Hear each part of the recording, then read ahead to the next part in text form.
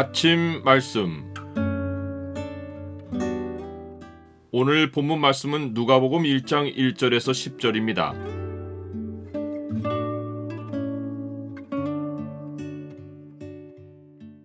제비는 사람이 뽑으나 일의 작정은 주가 하신다. 오늘 본문을 약속의 창으로 보면 사람의 노력으로 일이 되지 않는 이유가 무엇인지가 보입니다. 약속의 창을 보여주는 구절은 1장 2절입니다. 처음부터 목격자와 말씀에 일꾼된 자들이 전하여 준 그대로 내력을 저술하려고 붓을 든 사람이 많은지라. 누가가 복음서를 쓸 때는 처음부터 예수님의 공생애를 지켜보았던 목격자의 증언과 말씀에 일꾼된 자들이 전하여 준 이야기들을 자료로 삼았습니다. 이들 이야기의 공통점은 우리 중에 이루어진 사실에 대한 1차 증언이라는 것입니다. 이루어진 사실이란 말은 구약에 예언된 말씀의 성취라는 뜻입니다. 누가는 예수님의 공생애와 구약의 예언을 연결하여 볼 수 있는 목격자와 말씀에 일꾼된 자들을 자료 출처로 특정했습니다. 예수님과 말씀을 연결해 볼 눈은 성령이 주십니다. 이것이 예수님이 말씀하신 바의 성취입니다. 보혜사 곧 아버지께서 내 이름으로 보내실 성령, 그가 너희에게 모든 것을 가르치고 내가 너희에게 말한 모든 것을 생각나게 하리라. 누가가 언급한 목격자들 가운데는 나중에 예수님을 믿어 서신들을 남긴 예수님의 형제 야고보와 유다가 있고 예수님의 출생 이야기를 상세하게 전해준 어머니 마리아도 있습니다. 말씀에 일꾼된 자들 가운데는 마가와 마태가 이미 예수님의 공생애를 기록으로 남겼습니다. 그렇다면 누가는 왜 마가복음과 마태복음의 기록을 놔두고 또 다른 복음서를 쓸 생각을 한 것입니까? 사실 누가만 한 것이 아니라 전해진 자료를 바탕으로 내력을 저술하려고 붓을 든 사람이 많았습니다. 그러나 그들의 기록은 성경이 되지 않았고 누가의 기록은 성경이 되었습니다. 이것은 사람의 노력과 하나님의 감동의 차이입니다.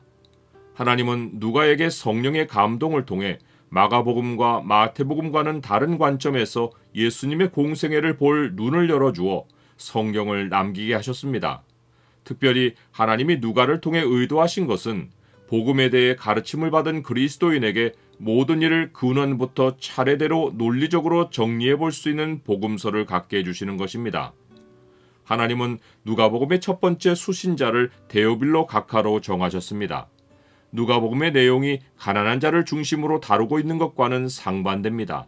하지만 지위가 높든지 천한 신분이든지 복음을 들은 자의 출발선은 하나님 앞에서 가난함입니다. 누가는 데오빌로 각하에게 복음을 써보내며 이는 각하가 알고 있는 바를 더 확실하게 하려 함이로라 라고 목적을 밝힙니다. 각하가 알고 있는 바라는 말은 각하가 배웠던 바라는 뜻입니다. 들은 이야기를 기억하고 있는 것보다 확실하게 기록된 성경을 가지고 있을 때 믿음이 견고히 서는 것입니다.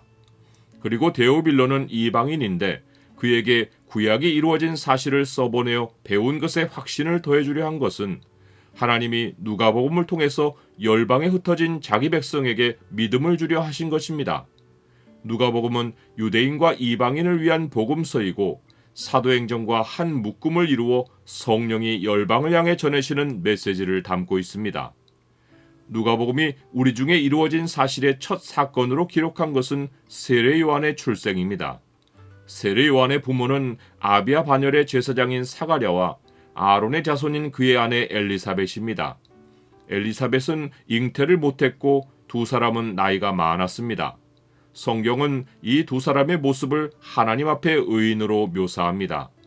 당시 대부분은 바리새인의 규례와 사람의 전통을 따랐는데 그런 와중에 주의 모든 계명과 규례대로 흠이 없이 행하는 의인이라고 소개된 사람들은 아브라함과 같이 하나님의 약속을 믿고 산 자들입니다. 사가랴는 하나님 앞에서 제사장의 직무를 행하는 사람으로 뽑힙니다. 제사장의 반열은 24개이고 한 반열이 1년에 2차례 성전을 섬깁니다. 한 반열 안에도 수많은 제사장이 있기에 성전에서 섬기는 일은 평생 한 번도 찾아오지 않을 수 있습니다.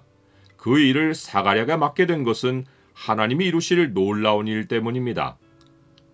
나는 삶에서 일어나는 모든 일이 하나님의 계획으로 일어난다는 사실을 압니까? 많은 사람이 붓을 든 중에 4개의 글만 복음서가 되었고 24 반열에서 사가랴가 제비 뽑혀 성전에 들어갔습니다. 그러나 특권으로 여겨지지 않을 선택도 있습니다. 사가랴와 엘리사벳은 아이를 낳지 못하는 일에 선택되었다고 낙심하며 살았습니다. 그러나 분명한 것은 모든 하나님 사람은 반드시 하나님이 작정하신 일에 선택을 받아 쓰인다는 것입니다. 기다림 중에 그 일은 찾아오고 그 일이 내 인생에 일어난 모든 일의 목적을 연결해서 보여줍니다.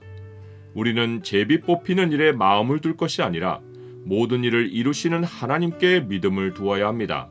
이것이 하나님 앞에서 의인으로 살아가는 바른 자세입니다. 제비는 사람이 뽑으나 모든 일을 작정하기는 여호와께 있느니라.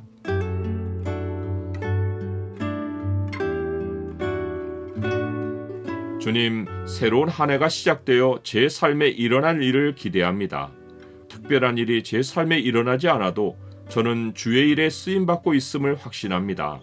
주님이 허락하신 삶의 환경에 충실히 임하고 믿음으로 주를 따르게 하옵소서. 예수 그리스도의 이름으로 기도드립니다. 아멘.